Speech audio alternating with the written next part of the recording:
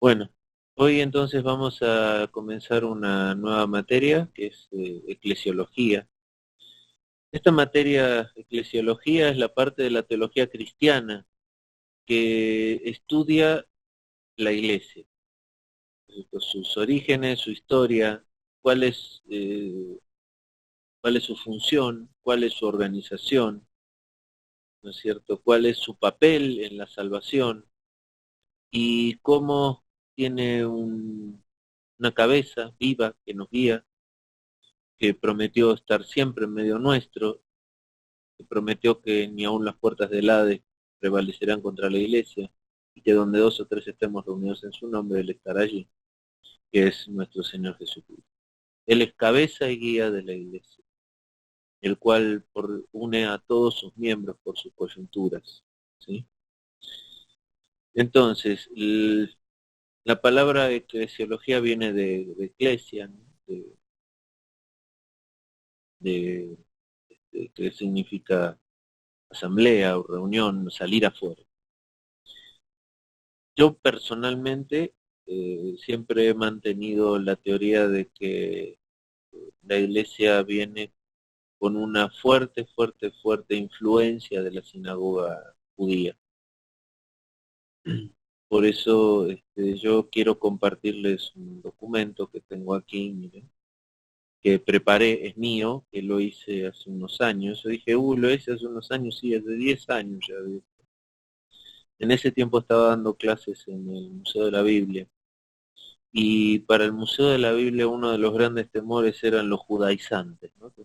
Sería lucha contra los judaizantes. Entonces cuando uno hablaba de que la iglesia actual está fuertemente influida por la organización de las sinagogas, y era un tabú, ¿no?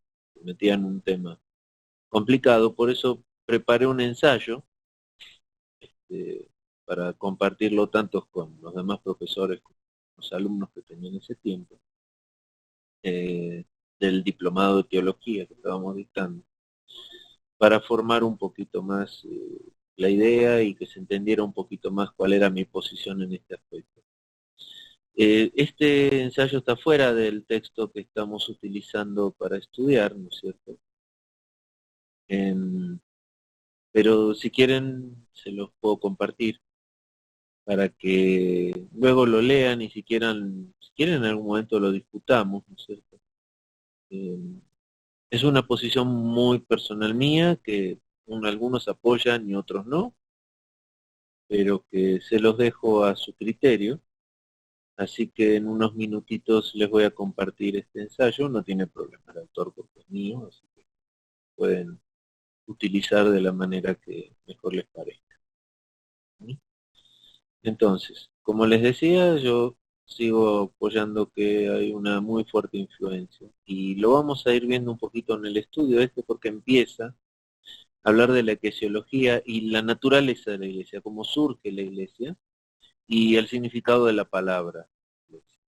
Y empieza haciendo un resumen de cómo aparece en el Antiguo Testamento, ¿sí?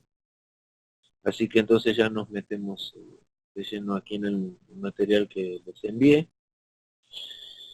y habla que la iglesia en el Antiguo Testamento se mencionaba la reunión, la asamblea con dos palabras, ¿no? Que eran Kaal y Edhad.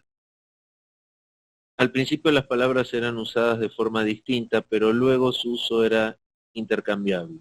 Edhad designaba originalmente el pueblo de Israel, sus representantes o la sociedad que formaban. Cajal, sin embargo, fue usado para designar una reunión del pueblo, en el sentido con el cual usamos la palabra hoy. En muchas ocasiones los líderes del pueblo se reunieron. Aquí hay dos ejemplos, en Deuteronomio 4:10 y 18:16. Vamos a leer rápidamente uno, lo voy a leer en la versión de la Reina Valera.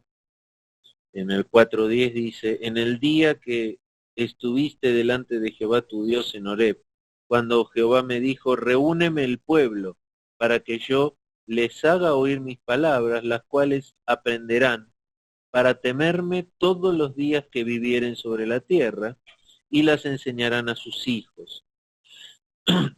Bueno, Se dan cuenta que ya en el Antiguo Testamento había reuniones del pueblo para estudiar la palabra de Dios, para que Dios diera mensaje al pueblo, ¿no es cierto? O sea que es prácticamente la misma actividad que hoy tiene nuestra iglesia, ¿no? Entonces, ahora dice, Edhad se usa con frecuencia en Éxodo, Levítico, Números y Josué, pero falta por completo en Deuteronomio y aparece con poca frecuencia en los restos del libro del Antiguo Testamento. Pero Cajal, la otra palabra, abunda en Crónicas, Esdras y Nehemías. Esta palabra es traducida por la Septuaginta con la expresión sinagogue, aunque en la Septuaginta traduce también Edhad normalmente con la misma palabra. Entonces fíjense ya lo que les estaba diciendo respecto a mi teoría personal, ¿no? De la influencia que tiene la sinagoga en la iglesia actual. Acuérdense que la iglesia en el primer siglo nace en las casas. El hecho de que la iglesia tenga un templo es posterior al siglo I, ¿sí? No había templos en el siglo I y tal vez en el siglo II que se le pudiera llamar iglesia. Se le llamaba iglesia a la reunión de los hijos de Dios en las casas. ¿Sí? El otro día estaba leyendo un estudio que decía que la iglesia nació en las casas y va a terminar de nuevo en las casas. Así que esperemos a ver qué es lo que Dios hace en el futuro. Entonces, decíamos que Cagal es traducido por la palabra eclesia en el Nuevo Testamento, ¿sí? Los libros más jóvenes del Nuevo Testamento ya se utiliza el término eclesia. Algunos lingüistas creen que los judíos ya hicieron distinción entre sinagogue como reunión real del pueblo y eclesia como reunión ideal del pueblo. ¿Bien? Bueno, ahora en el Nuevo Testamento, ¿sí? En el Nuevo Testamento también se usan dos palabras basadas en el uso de la Septuaginta. Acuérdense que esta, o la 70. Esta versión de la 70 es la traducción griega del Antiguo Testamento, ¿sí? Y ahí ya aparecía la palabra eclesia, ¿sí? O ekkakaleo, que quiere decir llamar afuera. Por regla general se refiere a la iglesia del Nuevo Testamento. En algunos lugares también se refiere a asambleas civiles. Hechos 19, 32, 39 y 41. Fíjense una cosa, si ven el estudio que les voy a compartir luego de la sinagoga, la función que tenía la sinagoga, no solo era una casa de reunión para que se reunieran los días sábado, en este caso, ¿no es cierto? O sea, los días de Dios para leer la palabra y platicar sobre las cosas de Dios. También funcionaba de otras maneras, funcionaba como centro cívico del pueblo, como cabildo del pueblo, se pudiera decir, ¿sí? Allí se tomaban las decisiones referentes también a la organización del pueblo, porque no se olviden que en Israel el poder político y el poder religioso estaban unidos. O sea, los mismos líderes religiosos eran los que tomaban las decisiones cívicas. Si había que construir algo en el pueblo, además, se tomaba en la sinagoga esa decisión. Y esto estamos hablando después de que vuelven del cautiverio en Babilonia, del exilio en Babilonia. Porque fue en Babilonia donde empiezan a nacer el concepto de la sinagoga. Antes de Babilonia tenían el templo, las reuniones eran en el templo de Salomón. En el ¿Sí? Amén. Bueno, entonces, aquí también se refiere a asambleas civiles. A ver, por ejemplo, Hechos 19:32, vamos a hacer una leidita rápido. Hechos 19:32 dice: unos pues gritaban una cosa y otros otra cosa porque la concurrencia estaba confusa y los más no sabían por qué se habían reunido. Y sacaban de entre la multitud a Alejandro, empujándole los judíos. Entonces Alejandro pidió silencio con la mano, quería hablar en su defensa ante el pueblo. O sea, ahí había una reunión del pueblo. Sigue en el 39, dice. Y demandáis alguna cosa en legítima asamblea, se puede decidir. Están hablando que la asamblea, las reuniones era donde se decidían las cuestiones importantes. Y en el 41 dice, habiendo dicho esto, despidió la asamblea. Aquí tenemos una reunión de tipo eclesiástica en el Nuevo Testamento. Fuera de las reuniones que se tenían ya los domingos en esta época, en el Nuevo Testamento ya se reunían los domingos los cristianos en las casas. Como quien diría, tenían la reunión de culto semanal en las casas. En este caso hubo una asamblea extraordinaria donde se reunió el pueblo, ¿sí? Y que también se define con el término de eclesia. Bueno, sinagogue, de juntarse o juntar, esta última palabra se refiere exclusivamente a las reuniones de los judíos o a los edificios en los cuales tuvieron lugar esas reuniones. Pues en el Nuevo Testamento, cuando ya utilizan el término sinagoga, están hablando donde se reunían los judíos, no donde se reunían los cristianos, ¿sí? Por ejemplo, Mateo 4:23. Mateo 4:23, que aquí cita, dice, y recorrió Jesús toda Galilea, enseñando en las sinagogas de ellos y predicando el evangelio del reino y sanando toda enfermedad y toda dolencia del pueblo. ¿Qué hacía entonces Jesús cuando llegaba a un pueblo nuevo? Se iba derecho a la sinagoga a predicar. Predicaba en las sinagogas. En Hechos 13:43, a ver, Hechos otra vez 13:43, dice,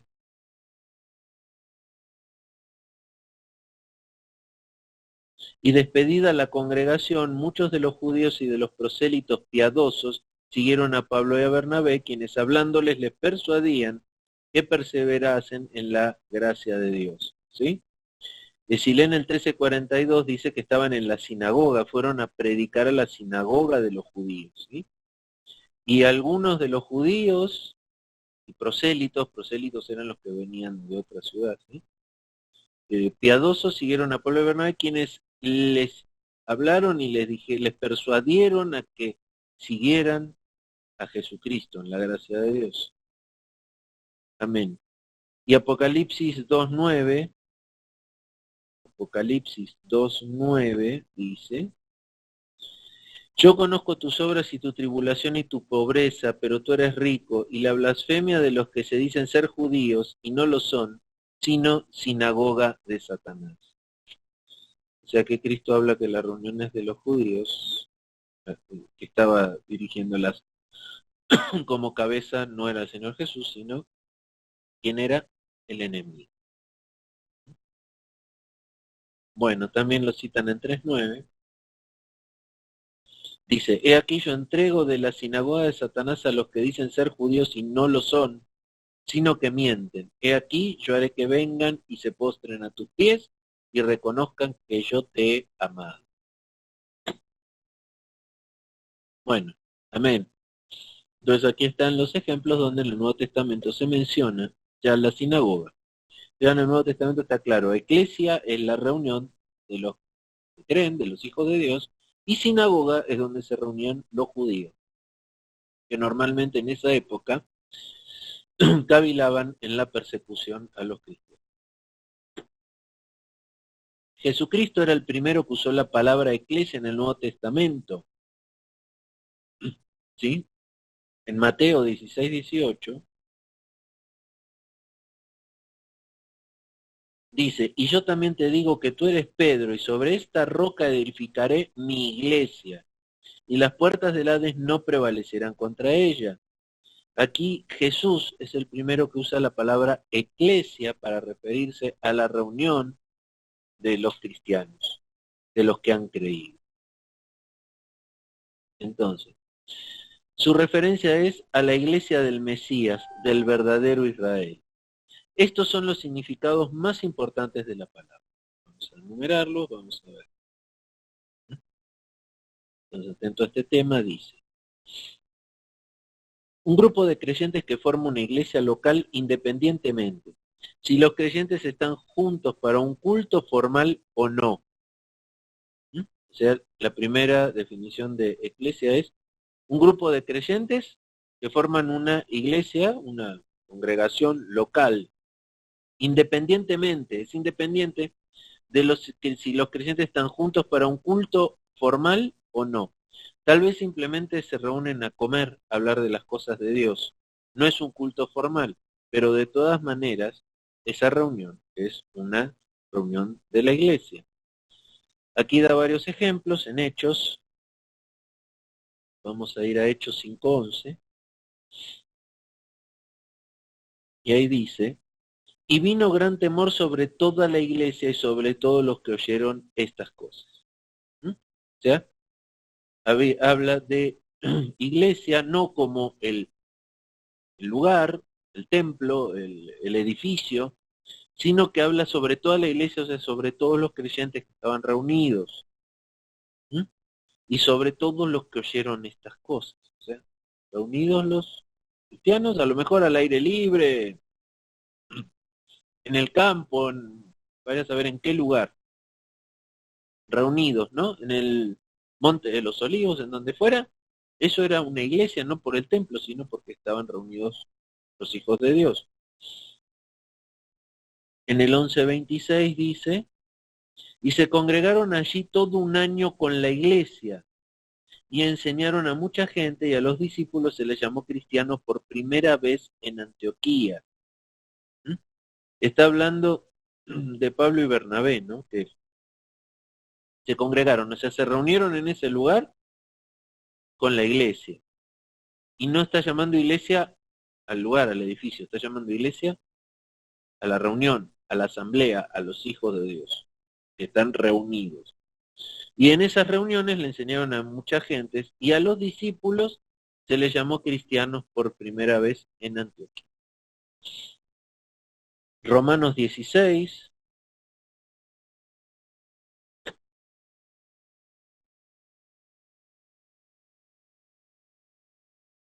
Romanos 16, 4:1, 16:4, dice que expusieron su vida por mí, a los cuales no solo yo doy gracias, sino también a todas las iglesias de los gentiles. Ya está hablando que ya hay iglesias donde no hay judíos, hay gentiles que han creído.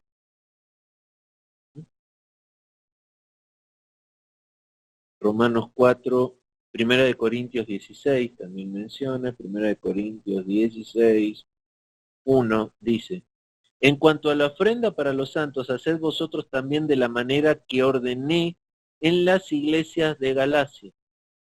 Está mencionando las iglesias de los Gálatas, de otra ciudad. ¿Ven? Entonces, dice, hagan ustedes lo mismo para las ofrendas que yo ordené ya en las reuniones. Aquí iglesia significa reunión. Vamos a traducirlo como reunión. Dice, haced vosotros también de la manera que ordené en las reuniones de los hijos de Dios en Galacia.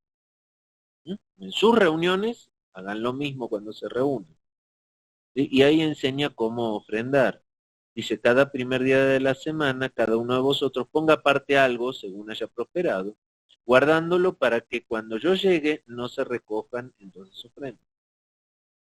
¿Sí? Se está enseñando de qué manera deben ser las ofrendas de corazón de los hijos de Dios hoy en día. Bueno, hasta aquí el punto A. El punto B habla de iglesias domésticas, que se solían reunir por las casas, por falta de edificios. Se solía reunir la iglesia de los primeros siglos en grandes casas de algunos miembros que tenían casas grandes, aquí dicen miembros ricos, pero hablamos de miembros que tenían casas donde había lugar para reunirse. Entonces, en Romanos 16, aquí cita Romanos 16, 23, dice, os saluda Gallo, hospedador mío y de toda la iglesia. Os saluda Erasto, tesorero de la ciudad y el hermano Cuarto.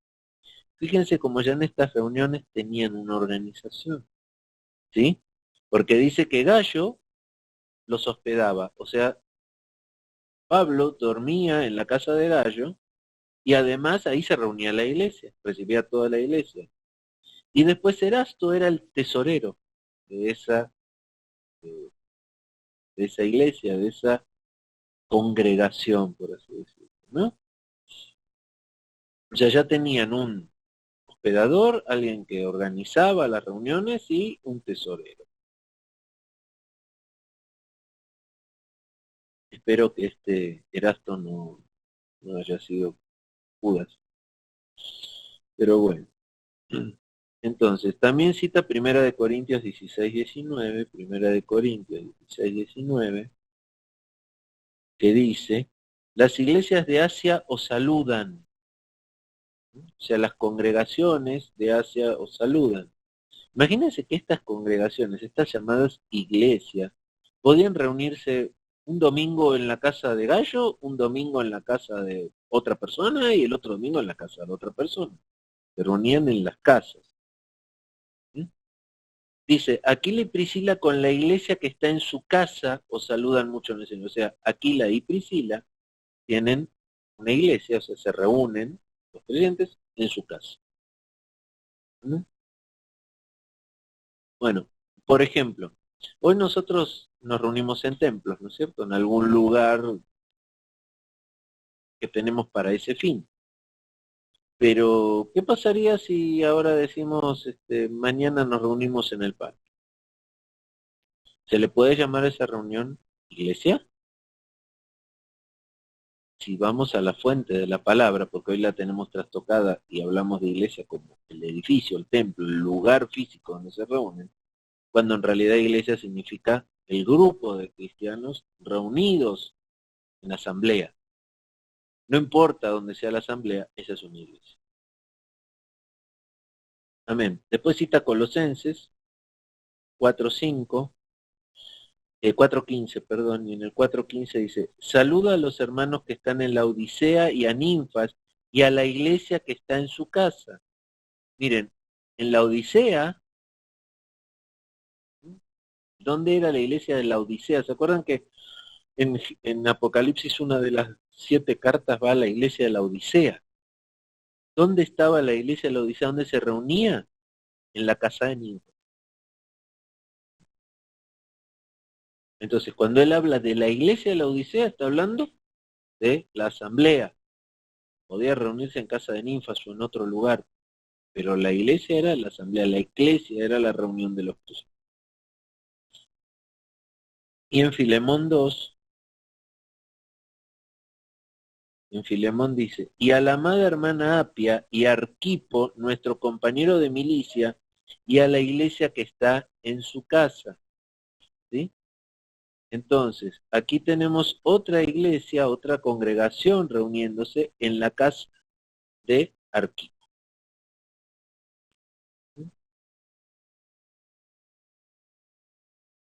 Bueno, ahí vamos. Hasta aquí se termina el punto B, vamos a entrar en el punto C. El punto C, la palabra se encuentra por lo menos en una ocasión en Hechos 9:31 en el Nuevo Testamento, refiriéndose en singular, a diferencia de los manuscritos de M en los cuales se basa este versículo de la traducción Reina Valera. Bueno, eh,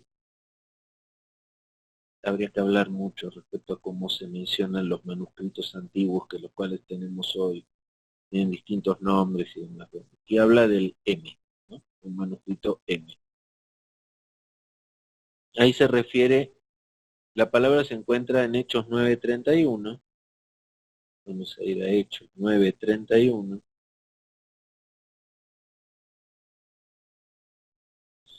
Aquí dice, entonces las iglesias tenían paz por toda Judea. ¿Mm? O sea, aquí lo que está mencionando es, entonces la iglesia, la traducción correcta es, la iglesia tenía paz por toda Judea, Galilea y demás. O sea, hablando de iglesia, no particularmente de cada lugar de reunión, sino de la asamblea de todos los creyentes sin importar dónde estaba. A ver si puedo verlo esto en el origen, déjenme ver si estoy viéndola ahora en el griego.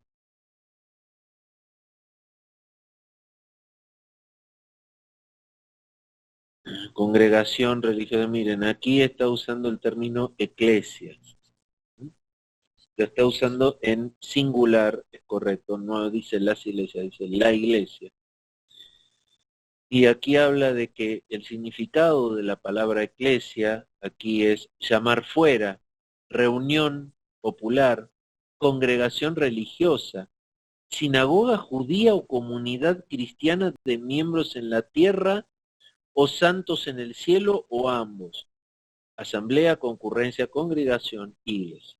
Ese es el término eclesia, que está en singular aquí en el griego original de ese texto. Por eso aquí hace la llamada de que lo está hablando en singular, diciendo que iglesia en realidad es de todos los cristianos, no importando el lugar donde se reúnen. Entonces habla a un grupo de iglesia, los de Judea, Galilea y Samaria. No quiere, sin embargo, decir que estas iglesias formaban una organización o una denominación. Pero bien podría ser que la iglesia en Jerusalén estaba formada por distintos grupos de iglesia, y lo mismo pasa con la iglesia de Judea. Amén. Pasamos al punto D. La palabra se usa para la iglesia que se reúne en todo el mundo para adorar y rendir culto a Dios. Amén. O sea, iglesia, eclesia también es universal. O sea, bueno, luego vamos a ver que puede haber hay una iglesia local, una iglesia universal. La iglesia local es donde se reúne una congregación, pero la iglesia universal es la unión de todos los creyentes en el mundo. Amén. Y aquí habla en 1 Corintios 10:32. Vamos a la nueva 1 Corintios 10:32. Dice: no seáis tropiezo ni a judíos, ni a gentiles, ni a la iglesia de Dios. Se habla con aquí a la iglesia de Dios como todos los creyentes en todo el mundo, universalmente y no localmente. 1 Corintios 11:22 dice: pues que no tenéis casas en que comáis y bebáis, o menospreciáis la iglesia de Dios, y avergonzáis a los que no tienen nada, ¿qué os diré? Os alabaré, en esto no os alabo. Y 1 Corintios 12:28 dice: y aún nos puso Dios en la iglesia, primeramente apóstoles, luego profetas, tercero maestros, luego a los que hacen milagros, después a los que sanan, a los que ayudan, los que administran y los que tienen don de lengua.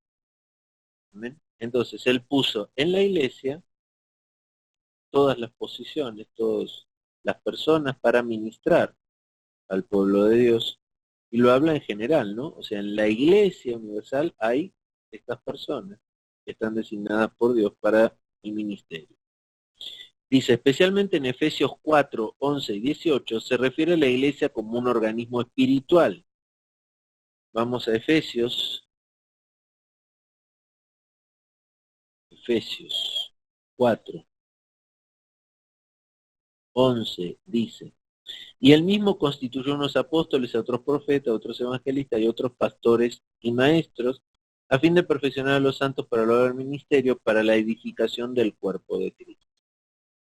¿Sí? Y en el 18 dice: teniendo el entendimiento entenebrecido, ajenos de la vida de Dios por la ignorancia que en ellos hay y por la dureza de su corazón. Se refiere a la iglesia ahora como un organismo espiritual. Se refiere, en el punto E, se refiere también a la totalidad de todos los creyentes de todos los tiempos, en el cielo y en la tierra. Eso también es la iglesia. Los que estuvieron, los que están y los que estarán. Toda esa totalidad de todos los creyentes, que pueden estar en el cielo, en la tierra o donde sea que estén. Efesios 1:22 dice: y sometió todas las cosas bajo sus pies y lo dio por cabeza sobre todas las cosas a la iglesia, la cual es su cuerpo, la plenitud de aquel que todo lo llena en todo. Efesios 3, 10 dice, para que la multiforme sabiduría de Dios sea ahora dada a conocer por medio de la iglesia a los principados y potestades en los lugares celestiales. Aquí también estamos ya entrando un poquito en tema de cuáles son las funciones de la iglesia, las que definió Cristo, porque algunos se creen que la iglesia es solo para reunirse, cantar los cánticos alabando al Señor, dar la palabra y ya. Pero aquí hay una función importantísima de la iglesia. Dios da a la iglesia la autoridad para usar, discernir y tener revelación sobre su palabra. Y solo a la iglesia, a tal punto que la iglesia es la que tiene que dar a conocer la sabiduría de Dios que está en su palabra a los principados y potestades en los lugares celestiales. O sea, nosotros deberíamos estar explicándole a las huestes espirituales los misterios de la palabra de Dios. Esa es una función de la iglesia. Y aquí se refiere a la iglesia como un organismo espiritual, una función espiritual de la iglesia. Es no solo hacer discípulos, sino también a los principados y potestades. Al grueso, se ve en la obligación que tenemos de estudiar la palabra, porque si no cumplimos nuestra función como iglesia, de también darles a conocer a los principados y potestades en los lugares celestiales los misterios de la palabra de Dios, Dios nos lo va a reclamar. Y después en Colosenses 1, vamos a ver Colosenses 1:18, dice, y Él es la cabeza del cuerpo que es la iglesia. Él es el principio, el primogénito de entre los muertos para que en todo tenga la preeminencia. Entonces, ¿quién dirige la iglesia? ¿Quién es la cabeza de la iglesia? Es Cristo. La iglesia tiene que ser cristocéntrica. A ver, ¿quién tiene que dar los lineamientos de la iglesia local y espiritual? Es Jesucristo. No es un hombre que diga a mí me parece, yo creo, es Cristo. Tenemos que buscar todos los días la revelación para la iglesia en la cabeza que es nuestro Señor Jesucristo. Nunca en mis conocimientos teológicos, en mis estudios, en lo que a mí me parece, en lo que puede ser en mi filosofía humana, porque cuando uno hace eso saca a Cristo del medio y se pone uno en medio. Y el medio de todo, la cabeza es Cristo. La verdad que es mucho más sabio que si uno no tiene revelación para predicar o para hablarle a otros de Cristo, mejor se calle la boquita y espere a que el Señor guíe, porque Él es la cabeza. Bueno, seguimos si no hay ninguna duda, a ver si no, creo que no hubo ninguna, hay una pregunta por aquí. Nelly dice sí, amén. Gracias, Nelly. No sé si hay alguna pregunta o seguimos con el próximo tema.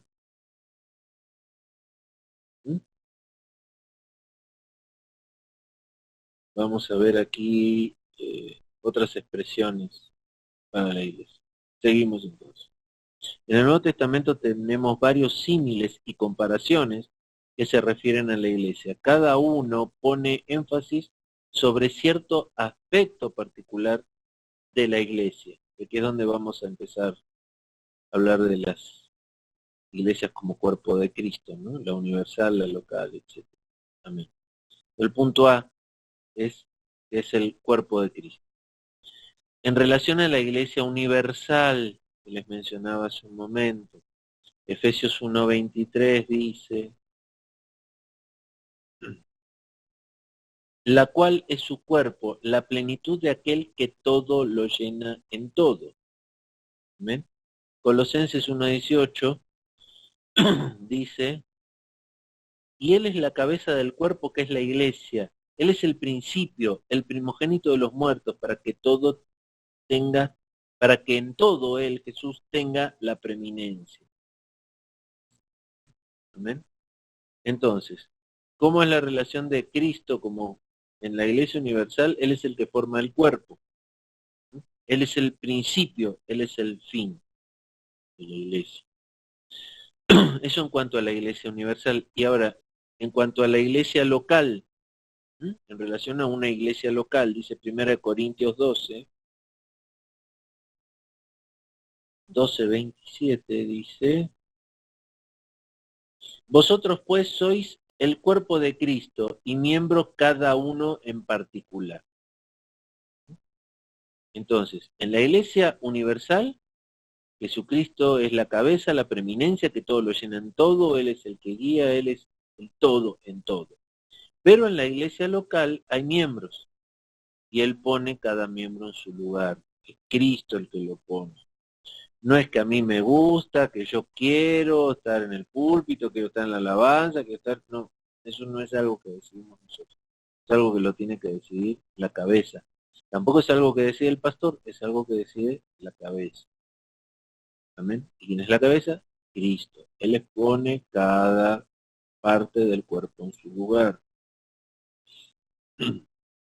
Y después enfatiza, en el próximo punto, la unidad de la iglesia, ya sea local o universal, como una unidad orgánica con Cristo como cabeza. Toda la iglesia, universal, todos los presentes del mundo, o local, la congregación, donde nos reunimos normalmente, ¿no es cierto? Tiene que ser una unidad orgánica con Cristo y Él como cabeza. Si una iglesia no logra esa posición, no tiene el fin como iglesia, le falta la cabeza. Amén. El punto B dice que es templo del Espíritu Santo. En 1 Corintios 3:16 dice, ¿no sabéis que sois templo de Dios y que el Espíritu de Dios mora en vosotros? O sea, a cada persona, como iglesia, como miembro de la iglesia, ¿no es cierto? Somos el templo de Dios, el Espíritu Santo. Este punto, quiero hacer una llamada porque la gente no entiende muy bien cómo es la relación del creyente con el Espíritu Santo. Como vivimos en un tiempo de sensaciones, muchos se ha enseñado en la iglesia de que cuando uno recibe el bautismo del Espíritu Santo tienen que haber determinadas sensaciones. Cuando el Espíritu Santo nos habla o nos bendice, tiene que haber determinado tipo de sensaciones, tiene que haber señales sensoriales. Y lamentablemente no es así. La relación con el Espíritu Santo es un fluir natural en el cual el cristiano no siente cosas especiales. Miren, yo siempre explico esto. Fuimos creados por Dios para contener al Espíritu Santo, así como una garrafa de gas está creada para contener gas. Yo lleno una garrafa de gas y fue creada para eso. La garrafa lo resiste perfectamente, no se infla, no se hincha, no cambia, no empieza a saltar, no hace nada raro. ¿Por qué? Porque yo construí una garrafa para contener gas. Está hecha para eso. Entonces, no hay nada especial que una garrafa tenga gas. En el caso nuestro, Dios creó al hombre con la finalidad de contener su espíritu, de contener el Espíritu Santo. Somos templo del Espíritu Santo, fuimos creados como un templo para el Espíritu Santo. Por ende, cuando somos bautizados con el Espíritu Santo entra en nuestra vida. Es una cuestión natural que no tiene por qué tener ninguna sensación de acompañado. Nosotros caminamos con el Espíritu Santo todos los días y no tenemos que tener sensaciones, vibraciones y cosas porque el Espíritu Santo se manifiesta en nuestra vida. Es natural. Fuimos creados para eso.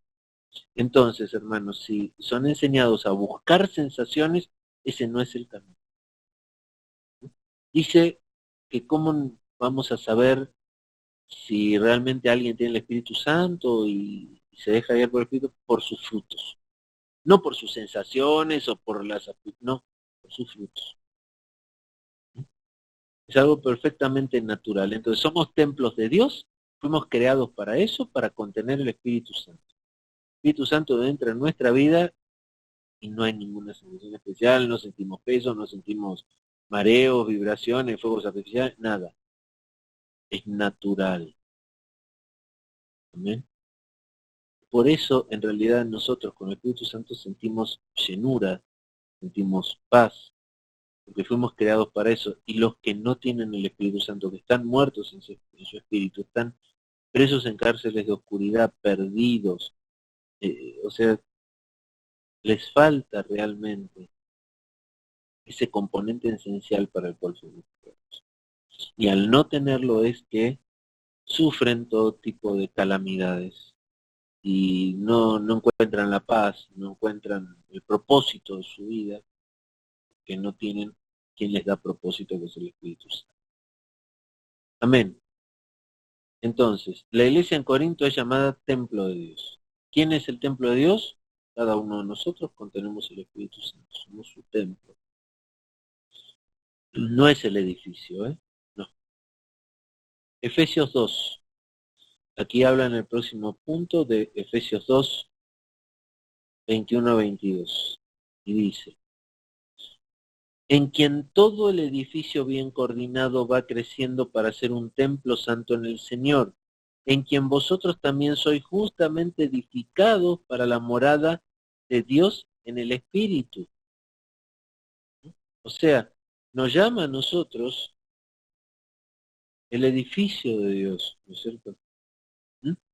Que va creciendo para ser el templo santo en el Señor, de quienes nosotros también juntamente nos edificamos, ¿sí?, para morada de Dios en el Espíritu.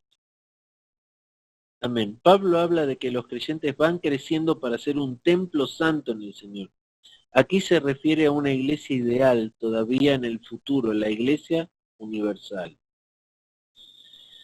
Y ahora, Primera de Pedro, menciona Primera de Pedro 2:5, dice, vosotros también, como piedras vivas, sed edificados como casa espiritual y sacerdocio santo, para ofrecer sacrificios espirituales aceptables a Dios por medio de Jesucristo. Entonces Pedro también habla de una casa espiritual, él también piensa en un templo. Esta imagen enfatiza la santidad y la dignidad de la iglesia como casa de Dios. Amén. Bueno, vamos a pasar al punto C. En Jerusalén. ¿Qué Jerusalén, no? Cuando habla el Nuevo Testamento de la Jerusalén, ya no habla de la Jerusalén terrenal. Fíjense Gálatas 4:26.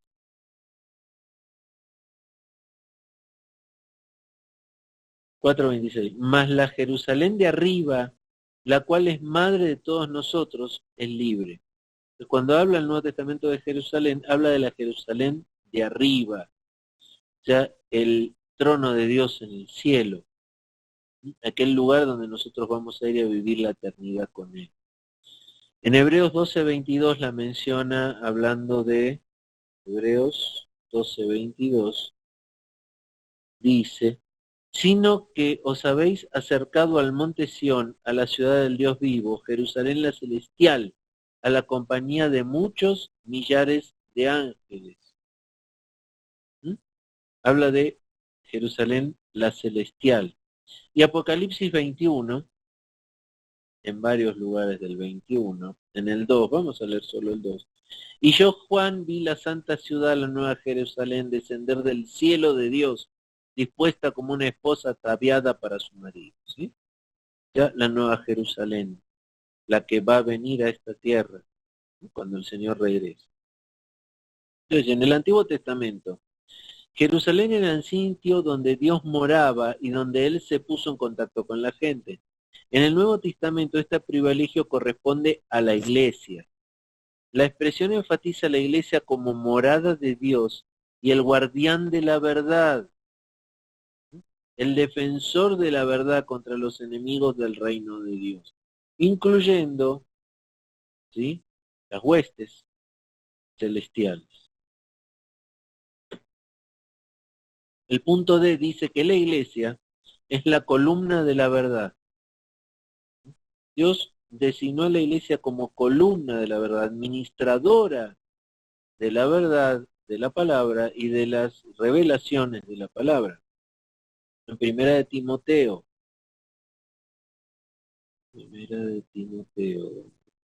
acá está, primera de Timoteo 3:15 dice, para que si tardo sepas cómo debes conducirte en la casa de Dios, que es la iglesia del Dios viviente, columna y baluarte de la verdad. E indiscutiblemente grande es el misterio de la piedad.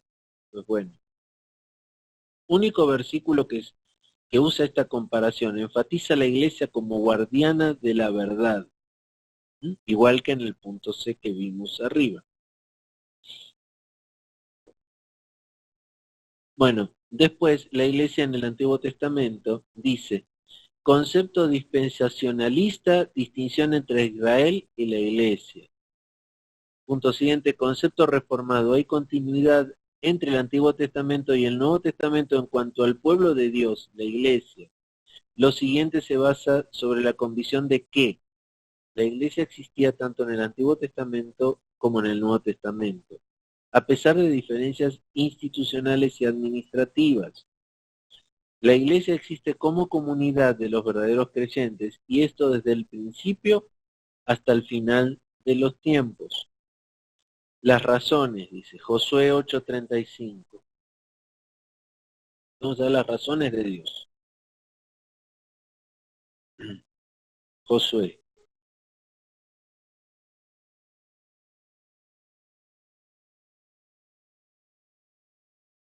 Ocho. 35 dice, no hubo palabra alguna de todo cuanto mandó Moisés que Josué no hiciese leer delante de toda la congregación de Israel y de las mujeres, de los niños y de los extranjeros que moraban con ellos. ¿Sí? O sea, habla de la congregación de Israel, o sea, la asamblea, la reunión de los israelitas. ¿Sí? Entonces, en Esdras 2:64, Esdras 2:64 dice, toda la congregación, unida como un solo hombre, era de 42.360, sin contar sus siervos y siervas, los cuales eran 7.337, y tenían 200 cantores y cantoras. Entonces habla de toda la congregación se reunía como un solo hombre en el Antiguo Testamento, y termina situando a Joel 2:16, dice, reunid al pueblo, santificad la reunión, juntaos a los ancianos, congregad a los niños y a los que maman. Salga de su cámara el novio y de su tálamo la novia.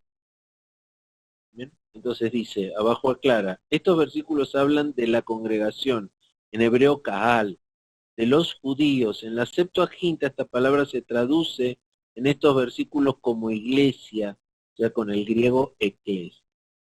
Jesucristo mismo dijo, por un lado, que iba a fundar la iglesia en el futuro.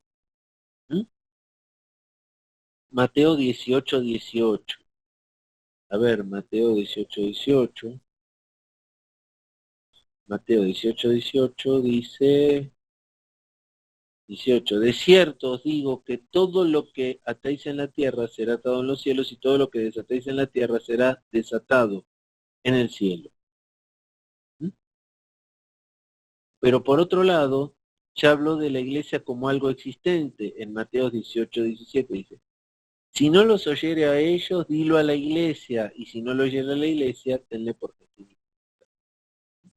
Habla de cómo dirigir cómo se debe manejar en la iglesia la disciplina.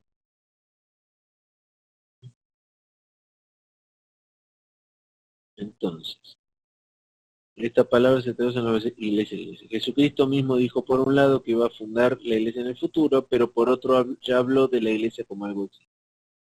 Hechos 7:38 habla de la iglesia, Esteban habla de la iglesia, congregación en el desierto. Hechos 7. Hechos 7:38. Dice, este es aquel Moisés que estuvo en la congregación en el desierto, con el ángel que le hablaba en el monte Sinaí y con nuestros padres, y que recibió palabra de vida que darnos. ¿Amén? O sea, este es el Moisés que estuvo en la congregación en el desierto, en los 40 años que ambularon por el desierto. Esteban aquí está hablando de esas reuniones como iglesia. Bueno, vamos a seguir con el siguiente punto, el periodo de los patriarcas. Denme un segundito porque lo que voy a hacer es, les voy a compartir, ¿han visto cuántas veces se menciona que hay un antecedente de reuniones en el Antiguo Testamento que también lo llaman iglesia y también lo llaman sinagoga, ¿no? En esto me baso para el ensayo que estoy a punto de compartirles. Díganme por favor si lo reciben.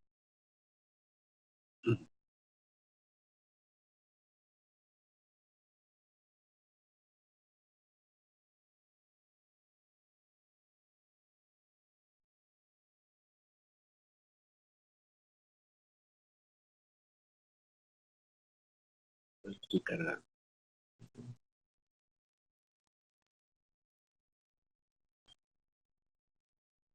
Ahí está, ensayo, sinagogas en es dentro, las sinagogas y sus influencias en la iglesia primitiva. No, no es este el texto que quería contar.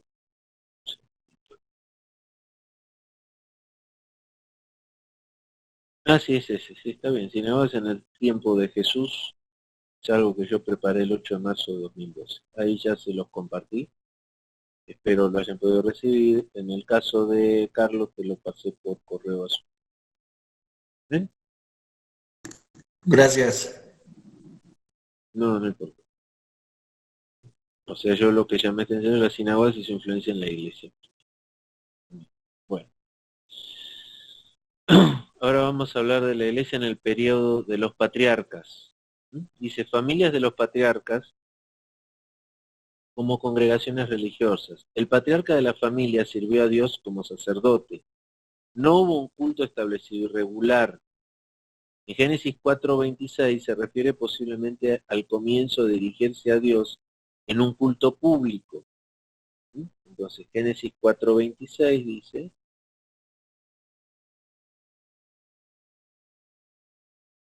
y a Set también le nació un hijo y lo llamó Enos. Entonces, no, Génesis 4:26. Ah, ahí está.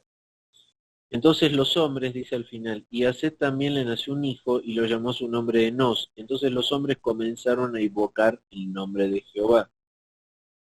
O sea, habla de una posible congregación familiar dirigida por un patriarca, ¿no es cierto?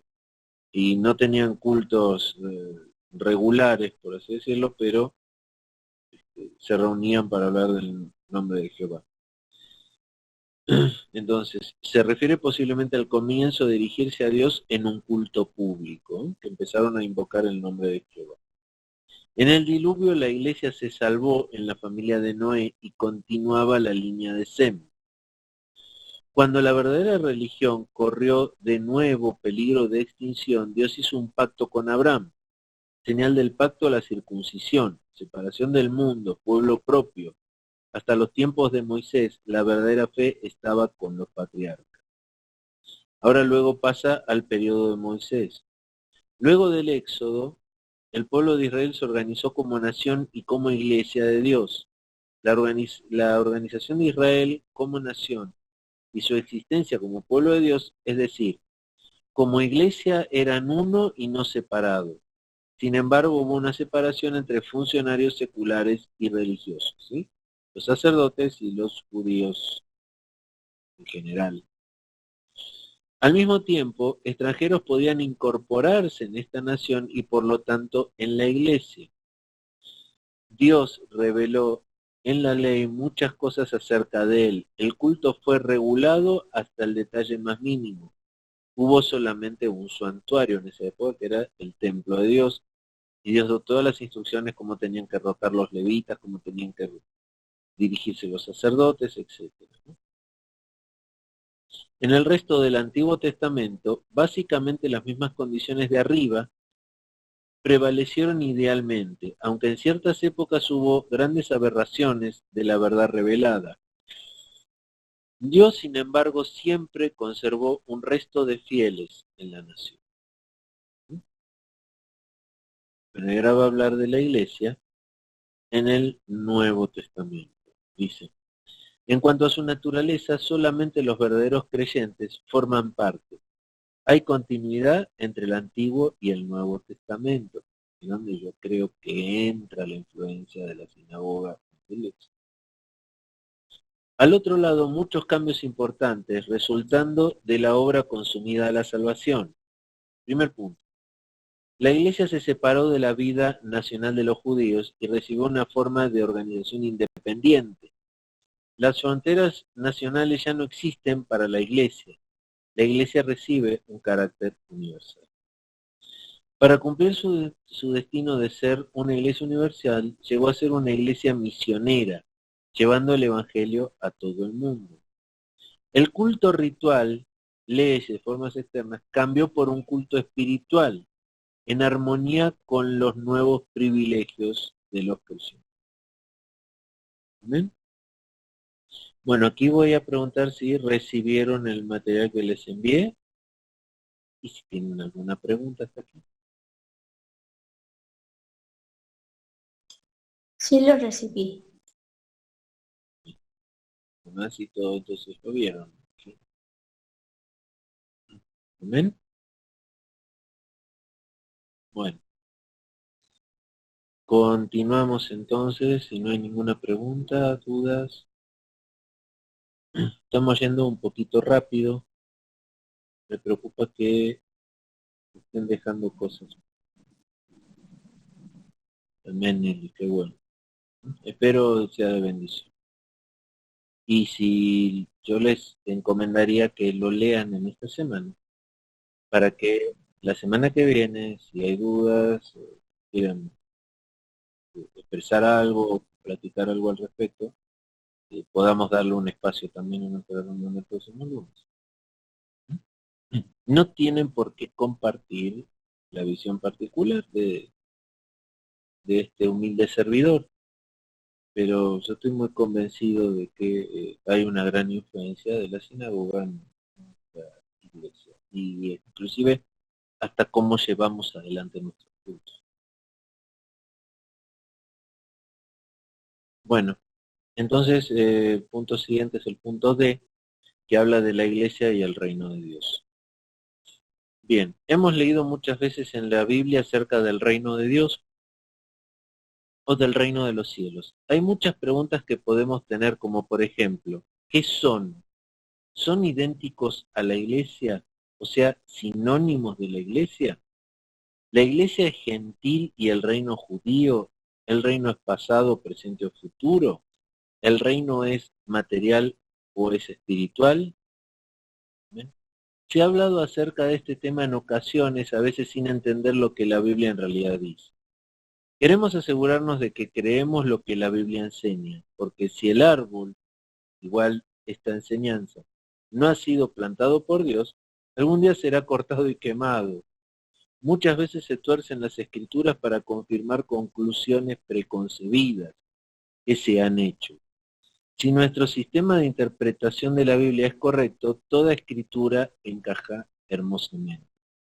Demasiadas veces no permitimos que la escritura hable por sí sola cuando la leemos, sino que lo hacemos a través de las gafas coloradas de las tradiciones. Para conocer cualquier doctrina, según la Biblia, es necesario estudiar todos los versículos que se refieren al tema. De este modo tenemos que acercarnos también a la doctrina bíblica sobre el reino de Dios. Vamos a ver estas doctrinas. Primera doctrina, el reino de Dios. La palabra reino aparece cerca de 160 veces en el Nuevo Testamento y significa en su forma más sencilla reino de un rey. Si Dios es un rey, Él necesita un dominio en el cual reinar. El reino de Dios es su sentido más amplio, esta región sobre la cual Dios reina. Es el dominio de Dios bajo el gobierno de Dios. Cuando oramos para que venga su reino, queremos que el gobierno y dominio del rey sea reconocido en la tierra. ¿Sí? Esto está en Mateo 8, 9 a 10, obviamente es el Padre Nuestro. A ver, ¿cómo podemos entender esto? Estamos en un mundo caído, perdido, apartado de Dios. Que tiene un príncipe que lo gobierna, que es el príncipe de este mundo. ¿Que quién es ese príncipe? Es Satanás. Satanás se ha hecho con el gobierno de este mundo cuando se lo robó a Adán, el cual fue puesto por Dios para reinar. Cuando Cristo lo vence en la cruz, le quita ese cetro, vuelve a recuperar lo que el diablo le robó a Adán. Pero estamos en un periodo intermedio donde el diablo sigue reinando sobre esta tierra. Y Dios decidió que así sea hasta que Él vuelva. Pero Él decidió implantar en la tierra otro reino, el cual Él reina. Ese reino en el cual Él reina, es el reino de Dios en la tierra, es su iglesia. ¿Sí? Entonces, hoy hay dos reinos. Uno es el de Satanás, que reina sobre este mundo. Y está el reino de Dios en la tierra, en el cual nosotros somos embajadores de Dios en esta tierra, en el cual Él reina. Y es su iglesia universal, que está en toda la tierra. Ese es el reino de Dios en la tierra. ¿Sobre quiénes tiene que reinar Dios? Sobre nosotros, sobre su iglesia, sobre los que han creído. ¿Sobre quiénes no reina todavía Dios? Sobre los que no le han aceptado.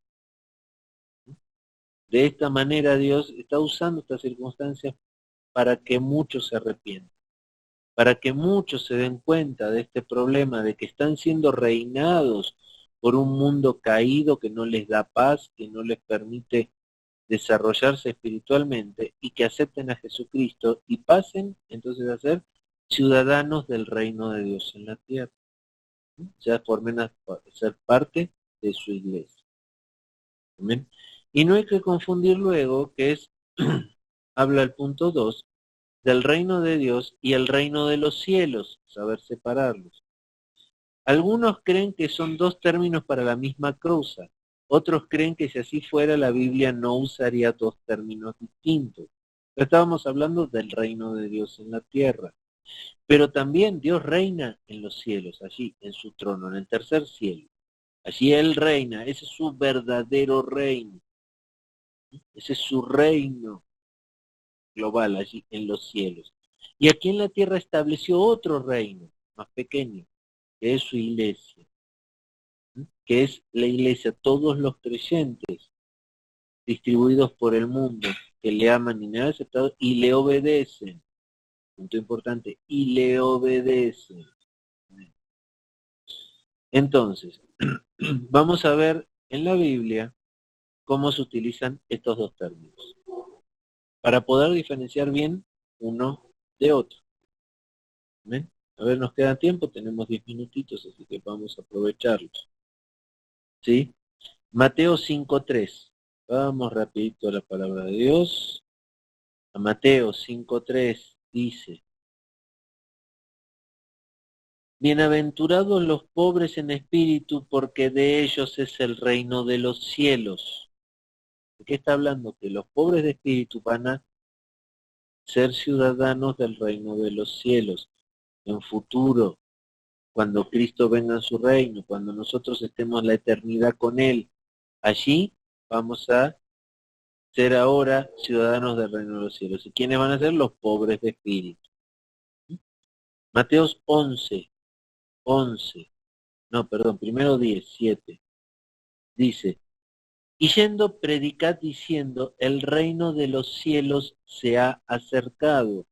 Está hablando de Jesucristo en la tierra, representante del reino de los cielos que vino a formar el reino de Dios en la tierra, otro reino aquí en la tierra. ¿Mm? Este reino que Dios tiene en la tierra es temporal. Entiendan eso, es temporal, hasta que Él en algún momento va a venir por nosotros para llevarnos a su reino en los cielos. El reino de Dios en los cielos es eterno. Este aquí en la tierra es temporal. ¿Sí? Mateo 11:11 dice, de cierto os digo, entre los que nacen de mujer no se ha levantado otro mayor que Juan el Bautista, pero el más pequeño en el reino de los cielos es mayor que él. Está dando una comparación diciendo que los habitantes de hoy del reino de los cielos, el más pequeño de allá es más grande que Juan, por ende más grande que nosotros. Mateo 13:31 dice, otra parábola refirió diciendo, el reino de los cielos es semejante al grano de mostaza que un hombre tomó y sembró en el campo. ¿Sí? O sea, el reino de los cielos en nosotros, en nuestra vida, es pequeñito y crece, ¿sí? Hasta el punto de la plenitud de estar allí con el Señor en ese reino. Está hablando de el conocimiento de cómo los hijos de Dios tenemos que saber respecto al reino de los cielos mientras estamos aquí en el reino temporal de la tierra, en la iglesia. Y ahora Mateo 19:14, dice, pero dijo Jesús, dejad a los niños venir a mí y no se los impidáis, porque de los tales es el reino de los cielos. Hablando de una situación futura donde vamos a estar en aquel reino. ¿Y por qué lo compara con los niños? Porque así tenemos que ser como niños, inocentes como niños en las manos de Dios, obedeciendo al Señor, aunque parezca totalmente ilógico, como son los niños. Los niños, no sé si vieron que todo lo creen. Cualquier cosa que le digas, ellos lo creen, porque son inocentes. Así tenemos que ser nosotros, ¿m? Para llegar al reino de los cielos, como niños inocentes, creyendo siempre lo que Dios nos dice, lo que Jesús nos dice, lo que el Espíritu Santo nos dice, no lo que el hombre nos dice. Cuidado, todo lo que nos diga el hombre, incluyéndome, tiene que ser pasado por el filtro de la palabra para finalmente interpretar que viene de Dios, que es palabra de Dios. Amén. Bueno, y ahora, este era el reino de los cielos, y ahora va a hablar del reino de Dios. Mateo 1:14 dice, Azor engendró a Sadoc, no, ese sitio está mal ubicado. Vamos a ir a Lucas 6. Yo creo que ese se filtró ahí. Lucas 6:20. Dice, y alzando los ojos hacia sus discípulos decía, bienaventurados vosotros los pobres, porque vuestro es el reino de Dios. Y cuando habla del reino de Dios, sí ya habla del reino aquí en la tierra, porque miren lo que dice en el 6:21, dice, bienaventurados los que ahora tenéis hambre, porque serán saciados, en el reino de los cielos. O sea, en el reino de Dios, aquí en la tierra, vamos a tener hambre. Pero somos bienaventurados, porque allá en el reino de los cielos vamos a ser saciados. Bienaventurados los que ahora lloráis, aquí, en el reino de Dios, en la tierra, porque reiréis en el reino de los cielos. Bienaventurados seréis cuando los hombres nos aborrezcan. O sea, aquí, en el reino de Dios, los hombres nos van a aborrecer y nos van a vituperar y van a desechar nuestro nombre como malo por causa del Hijo del Hombre. Pero ¿qué dice? Gozaos en aquel día y alegraos, porque aquí vuestro galardón es grande en los cielos. Él lo aclara, en el reino de los cielos el galardón es grande. ¿Sí entienden la diferencia en el reino de Dios y el reino de los cielos? ¿Amén? Gloria a Dios. Lucas 9, ahora vamos a ir al 9. Dice, y envió a predicar el reino de Dios y a sanar a los enfermos, ¿sí? A predicar en el reino de Dios, hacia en a extender el reino de Dios en la tierra, ¿cómo? Por medio de la predicación del discipulado. Lucas 7:28 dice, os digo que entre los nacidos de mujer no hay mayor profeta que Juan el Bautista, pero el más pequeño en el reino es mayor que él. Eso ya lo habíamos leído. Ahora Lucas 13, salta al 13, 18 y 19, dice, y dijo, ¿a qué es semejante el reino de Dios y con qué lo compararé? Es semejante a un grano de mostaza que un hombre tomó y sembró en su huerto. Entonces habla que el reino, aquí en la tierra de Dios, tiene que crecer como un grano de mostaza, que de lo pequeñito hacerse un gran árbol. Y Lucas 10, 4 dice, no llevéis bolsa ni alforja ni calzado, y no saludéis a nadie por el camino, y cualquier casa donde entréis, primeramente decir, pase a esta casa. Bueno, está hablando del caminar en el reino de Dios aquí en la tierra. Y termina diciendo, ¿qué concluimos? Vemos que el término reino de los cielos se ve mayormente en el Evangelio de Mateo, lo cual se reconoce como el Evangelio del judío. A lo mejor Mateo eligió este término para combatir la idea de que el reino que estaba cerca era un reino terrenal y físico. Mateo usa los dos términos y a veces intercambia. Aquí, si quieren, luego pueden leer Mateo 19, 23, 24.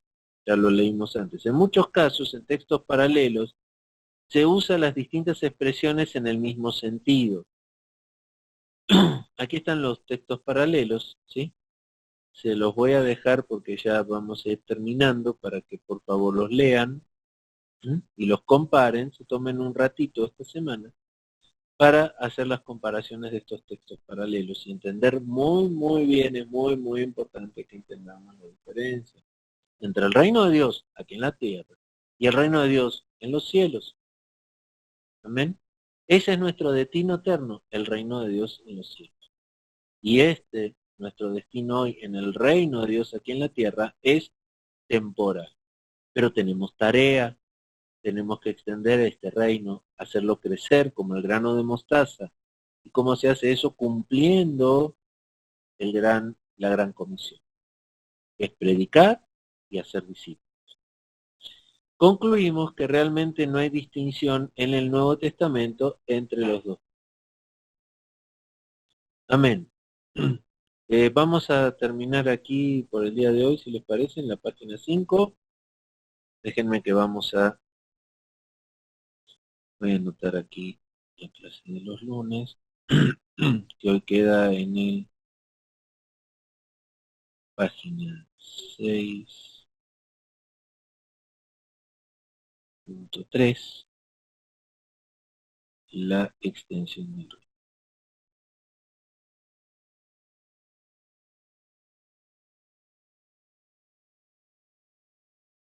Miren, en este tiempo que estamos en el reino aquí en la tierra, en el reino de Dios en la tierra, vamos a sufrir aflicción, vamos a tener persecuciones, vamos a sufrir, pero nuestra paz prometida por toda la eternidad está en el reino de Dios. Amén. No sé si tienen alguna preguntita, ¿te parece alguna? Amén. Gracias, Nelly. Gloria a Dios. Amén, amén. Sí, se entendió, vamos bien, no vamos arrastrando dudas o inquietudes. Gloria a Dios. Bueno, si nadie tiene dudas, aquí vamos a terminar. Voy a cerrar ya la grabación.